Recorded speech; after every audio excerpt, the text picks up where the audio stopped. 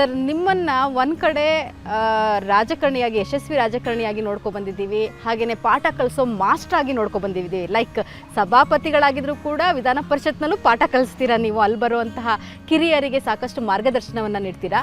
ಆದರೆ ನಮಗೆಲ್ರಿಗೂ ಹಾಗೆ ನಮ್ಮ ವೀಕ್ಷಕರಿಗೆ ಗೊತ್ತಿಲ್ಲದೇ ಇರೋ ಒಂದು ವಿಷಯ ಇದೆ, ನೀವು ಒಂದು ಸ್ವಲ್ಪ ತಪ್ಪಿದರೆ ಸಿನಿಮಾ ನಟ ಆಗಬೇಕು, ಆ ನಟ ಆಗಬೇಕಿತ್ತು ಅಂತಕ್ಕಂಥದ್ದು. ಅಂದರೆ ಸಿನಿಮಾ ನಟನೆಗೆ ನಿಮಗೆ ಆಫರ್ ಬಂದಿತ್ತು ಅಂತ ಕೇಳ್ಪಟ್ಟಿದ್ದೀವಿ. ಸೊ ಈ ಆಫರ್ ಯಾವಾಗ ಬಂದಿತ್ತು, ಆ ಆಫರ್ನ ಯಾಕೆ ಕೈ ಬಿಟ್ರಿ, ಅಲ್ಲಿಂದ ಶುರು ಮಾಡೋಣ ಸರ್.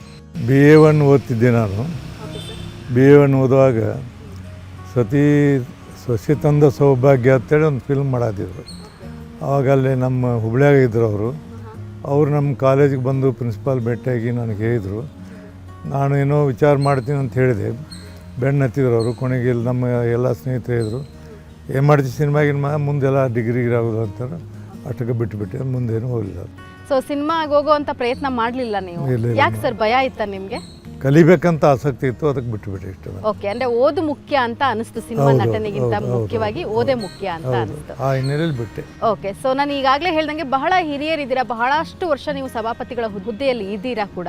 ಸೊ ಇಷ್ಟು ವರ್ಷಗಳ ಕಾಲದಲ್ಲಿ ಯಾವುದಾದ್ರೂ ಒಂದು ಮರೆಯೋಕ್ಕಾಗದೇ ಇರುವಂತಹ ಒಂದು ಸನ್ನಿವೇಶವನ್ನು ನೆನಪಿಸ್ಕೋಬೋದಾ ಸಭೆಯಲ್ಲಿ ನಡೆದದ್ದು, ವಿಧಾನ ಪರಿಷತ್ನಲ್ಲಿ ನಡೆದಂಥ ಸಭೆ? ನಾನು ಸಭಾಪತಿ ಆದಾಗ ಮರೆಯುವಂಥದ್ದು ಏನಾಗಿಲ್ಲ ನಡೆದು. ಬಟ್ ನಾನು ಸಭಾಪತಿ ಇಲ್ಲದಾಗ ಇನ್ನೊಬ್ಬರು ಶೆಟ್ಟಿ ಅಂತ ಸಭಾಪತಿ ಇದ್ದರು, ಅವ್ರು ಧರ್ಮೇಗೌಡ ಅಂತೇಳಿ ಡೆಪ್ಟಿ ಚೇರ್ಮನ್ ಇದ್ದರು.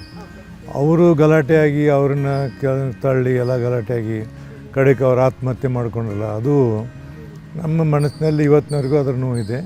ಅದು ಒಂದು ಬಿಟ್ಟರೆ ಅಂಥ ಘಟನೆಗಳು ಯಾವಲ್ಲಿ ನಮ್ಮಲ್ಲಿ ನಡೆದಿಲ್ಲ. ಮೇಡಮ್, ನಾನು ಈಗಾಗಲೇ ಹೇಳ್ದಂಗೆ ಸರ್ ನೋಡೋಕ್ಕಂತೂ ಬಹಳನೇ ಸೂಪರ್ ಆಗಿದ್ರು, ಐಟು ಪರ್ಸ್ನಾಲಿಟಿ, ಕಲ್ಲರು ಎಲ್ಲ. ಸೊ ನಿಮ್ಮನ್ನು ಫಸ್ಟ್ ಪರಿಚಯ ಇಲ್ಲಿ ನಿಮ್ಮನ್ನು ನೋಡೋಕ್ಕೆ ಬಂದಾಗಲೇ ಅವ್ರನ್ನ ನೋಡಿದ್ದ, ಹೇಗೆ ಸರ್?